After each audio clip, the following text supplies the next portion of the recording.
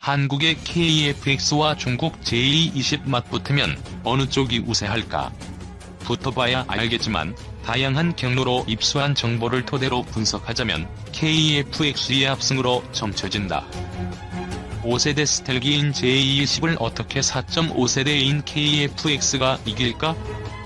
스텔스 성능 5세대 전투기를 구분짓는 가장 핵심은 스텔스 기능에 있다. 이미 상식화된 이야기지만 요즘 말하는 스텔스란 것이 완전히 보이지 않는다는 것이 아니라 레이더에 잡혀도 새나 곤충만큼 작게 보인다거나 그래서 아주 가까운 거리에 있어야만 레이더에 나타나는 것을 말한다. 적기를 향해 미사일을 쏘던 기관포를 쏘던 레이더에 나타나야라고는 걸어 쏠 수가 있는데 레이더가 표적을 포착하지 못하면 무용지물이 되기 때문이다. 레이더 전파를 입사 원점이 아닌 전혀 다른 방향으로 돌아가도록 기체의 각 부분의 각도를 세심하게 정렬한다거나 전파를 흡수할 수 있는 물질을 도료로 만들어 칠하는 방법을 사용한다. 말이 쉽지 매우 어려운 기술이다. 마하의 속도로 나는 전투기의 특성상 기체 표면을 타고 흐르는 공기의 흐름을 제대로 제어하지 못하면 비행 성능이 떨어지거나 추락 등 사고의 위험성이 크기에 그런 것까지 감안해서 기체를 스텔시하게 만든다는 게 매우 어려운 문제다. 전파 흡수 도료란 것도 흡수율이 얼마나 되는지, 다양한 주파수 대역에서 고란 흡수율을 내는 물질을 만들 수 있는지, 그것을 기체에 도포했을 경우 안정적으로 붙어 있는지 등등 해결해야 할 난제가 한두 가지가 아니다.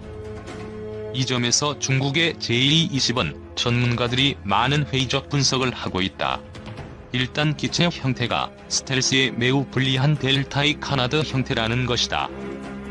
기동 성능을 높이기 위해 앞쪽에 달아놓은 카나드가 스텔스성을 크게 떨어뜨리기 때문에 스텔스기에는 거의 적용하지 않는 형태다. 그도 그럴 것이 작년에 인도 측이 JE20을 레이더로 포착을 했는데 4세대 전투기만큼이나 크게 잡혔다고 한다. KF-X는 전체적 외형은 스텔스기의 형태를 가지고 있지만 미사일을 내부 수납 형태가 아닌 반매립 형태로 달기 때문에 스텔스기가 아니라고 하고 있는 것이다. 일단 그 점만 빼면 JE20보다는 더 진전된 스텔스 형태를 취하고 있다. 그런데 우리가 주목할 것은 외형이 아니라 외피에 바르는 스텔스 도료에 있다. 지금 흘러나오는 정보에 의하면 우리가 개발한 스텔스 도료의 개발 역사는 의외로 길다. 1990년대부터 연구를 시작했다고 한다. 그동안 300여 종의 물질을 개발해냈는데 외국의 금속성 물질이 아니라 탄소융합 물질로서 비금속 소재다. 그리고 자연계에 존재하지 않는 인공 소재라고 한다. 다양한 주파수 대역에서 매우 뛰어난 전파 흡수율을 보이고 있고 이를 다중적층 필름 형태로 개발해서 F-35 등 외국의 스텔스 도료처럼 바르는 것이 아니고 필름을 부착하는 방식이라고 한다. 이미 오래 전부터 F-4 등 구형 전투기에 부착해 시험을 해왔다고 하는데 상세한 정보를 공개하지 않아 우리는 그 수준을 알 수가 없지만 매우 뛰어난 스텔스 성능을 보이고 있다고 한다. 비록 KF-X가 무장을 반매립하는 세미스텔스 형태이긴 하지만 중국의 JE20보다 스텔스 성능에서 더 우세할 것이라고 전문가들은 보고 있다.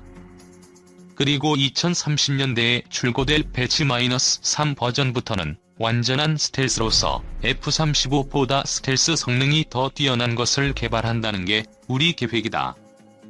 중국 JE20의 레이더는 AESA 레이더로서 이스라엘 ELTAA사 제품이다. 개발된 지도 오래된 레이더로서 갈륨비속의 제품인 것으로 알려져 있다. 내가 AESA 레이더를 설명하면 자주 언급했지만 갈륨비소 소자는 우리가 개발한 질화갈륨 소자에 비해서 성능이 떨어진다.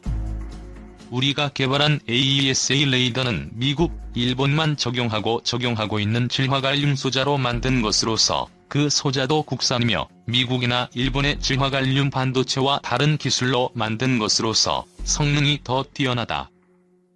AESA 레이더를 먼저 개발하고 미국의 근접한 기술력을 자랑하는 이스라엘이 우리 AESA 레이더를 시험 평가를 하고 극찬을 하며 비밀에 붙이자고 할 정도의 기술이라면 승부는 끝난 것이지 않겠는가.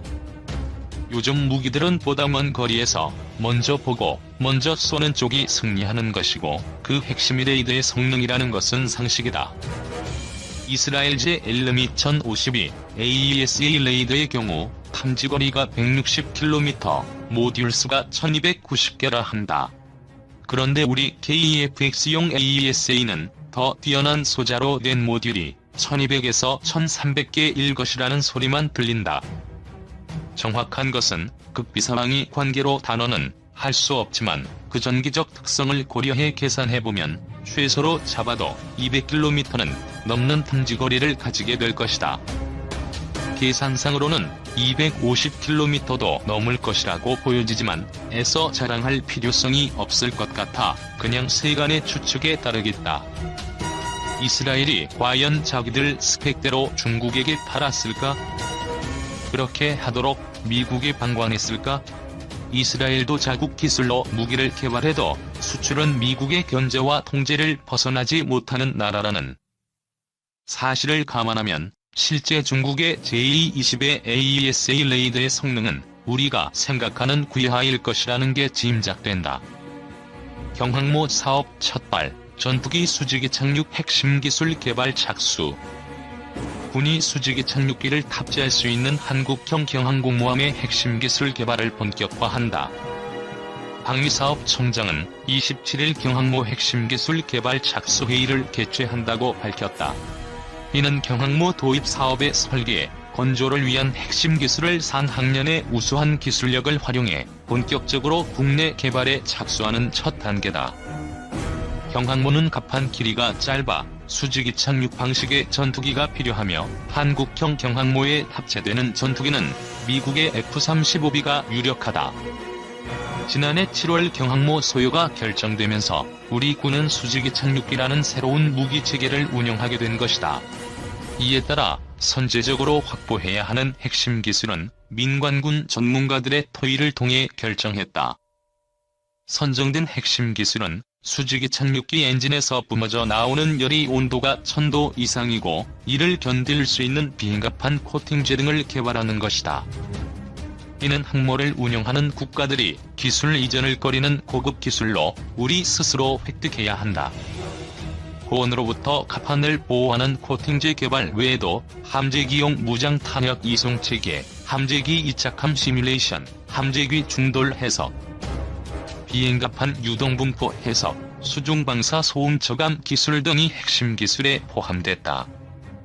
핵심 기술 개발을 담당할 주관기관은 국방과학연구소, 한국기계연구원, 항공우주연구원, 선박해양플랜트연구소, 재료연구소, 부산대학교, LIG넥스1 등이 선정됐다. 김태현 방사청 상륙함사업팀장은 경항모 핵심 기술은 개발 및 성능 시험 등의 과정을 거쳐 2024년까지 개발을 완료할 계획이라며 선진국 기술과 비교해도 손색 없는 수준까지 완성도를 높여갈 수 있도록 사업관리자, 개발자 모두 최선을 다할 것이라고 말했다. 한 척의 3,400억짜리 해군 전투함이 200일 조금 안 되게 작전하고서 500일 넘게 수리 중이란다. 원인은 전동 모터 고장인데 미국서 도입해왔기에 미국 측에서 뭔가 해주기 전까지는 열어보지도 못한단다. 이것이 현실이다. 고장나면 그냥 고철이다. 그래서 비싸게 주고 사면서도 슈퍼을에게 휘둘리는 게 현실이다.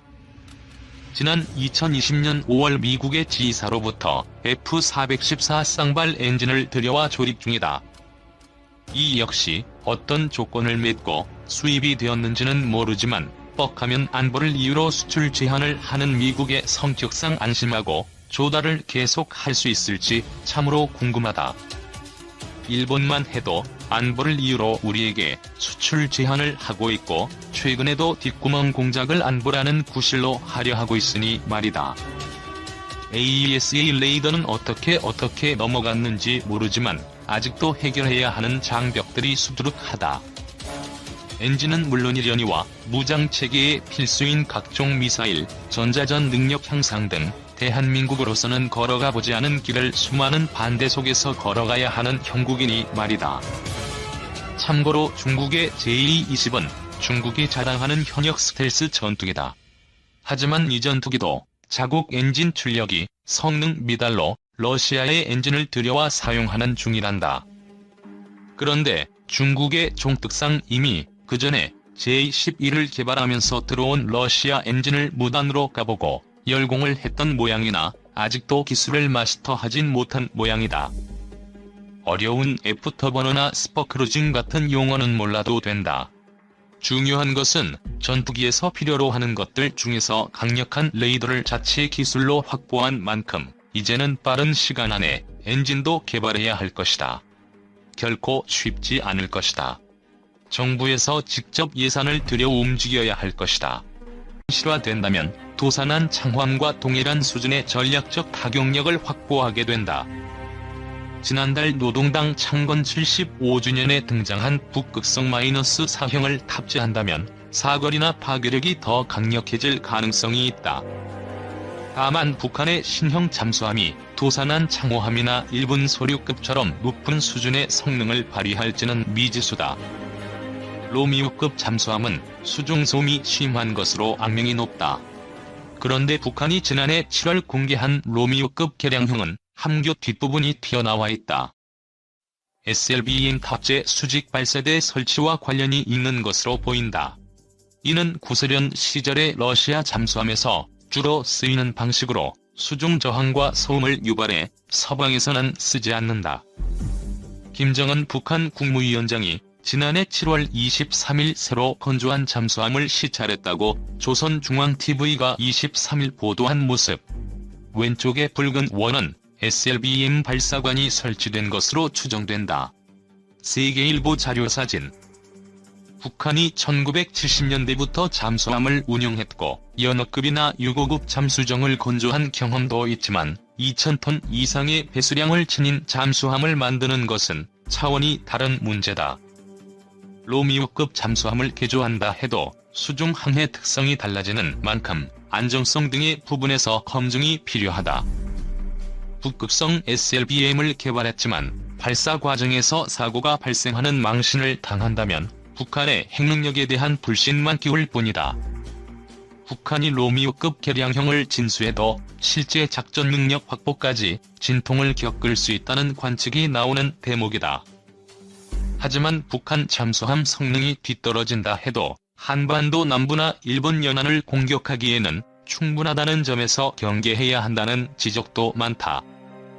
북한 잠수함들이 신포항에서 자취를 감추기만 해도 한미연합군은 동해 전역에서 감시를 강화해야 한다. 북한으로서는 해군기지 인근 해역에서 대기하는 기만작전으로도 상당한 효과를 거둘 수 있다. 특히 북한 잠수함 활동 영역인 동해는 난류와 한류가 교차해 수계가 빈번히 발생, 잠수함 탐지가 쉽지 않다. 북한의 신형 잠수함이 실제로 모습을 드러낼 경우 대응책을 놓고 군 당국의 고심이 깊어질 전망이다.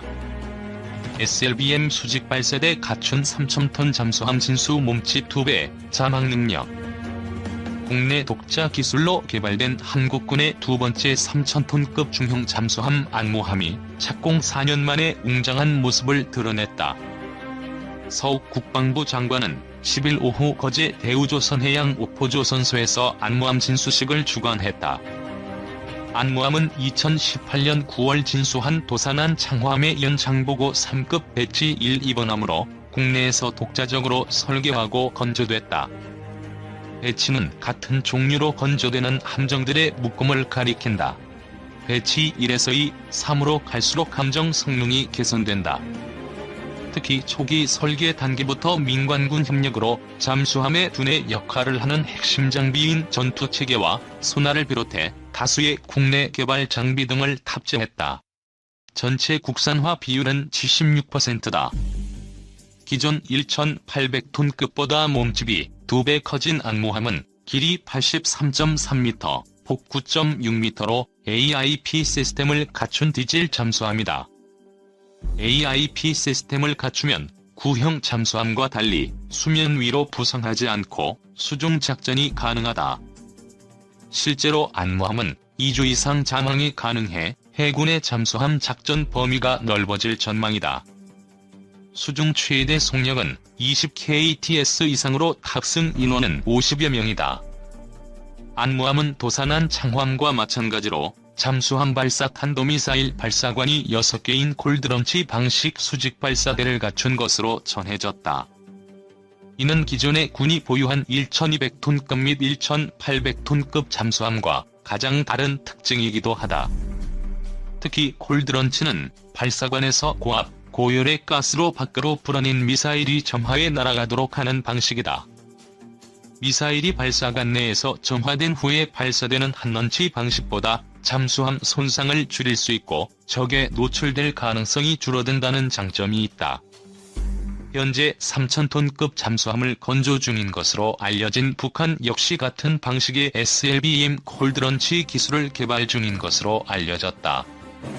다만 군은 공식적으로는 3000톤급 잠수함의 수직 발사관 장착 여부나 직경, 길이는 물론 SLBM 개발 여부를 언급하지 않고 있다. 안무함이라는 한 명은 독립운동에 공헌하였거나 광복 후 국가 발전에 기여한 인물을 사용해온 전통에 따라 봉오동과 청산리 전투 주역인 안무 장군의 이름을 땄다. 안무 장군은 대한제국 진위대 출신으로 일제의 군대 해산에 항거하면서 독립운동에 투신했다. 1920년에는 봉오동 전투, 청산리 전투에 참가해 일본군을 대파하는 등 승전에 큰 공을 세웠다. 그러나 1924년 일본 경찰의 습격으로 총상을 입고 체포돼 같은 해 순국했다. 한편 이날 함정에 연결된 진수줄 절단은 해군 관습에 따라 서 장관의 부인인 손소진 여사가 절단했다. 이어 서 장관 내외가 배의 안전을 기원하는 의미의 샴페인 브레이킹을 했다. 현대의 진수식은 19세기 초 빅토리아 여왕 시절에 영국에서 유래됐다.